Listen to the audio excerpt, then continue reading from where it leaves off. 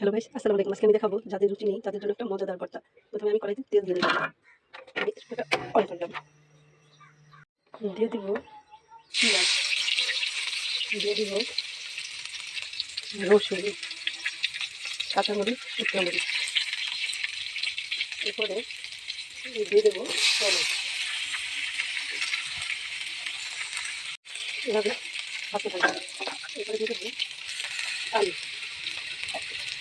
তারপরে দিয়ে দেবো মাছ, রুই মাছ, আপনাদের বাসায় যে মাছ থাকবে তাই দিয়ে দেবো। এখন আমি এগুলোকে ভেজে নেবো। এবার দেখুন ভাজা হলে পরে দেখাবো।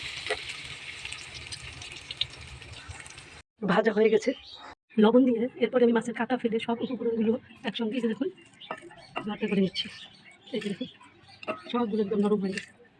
একটু মরিচ আপনারা বুঝে দেবেন, ঝাল ঝাল। বানিয়ে খাবেন। আল্লাহ হাফেজ।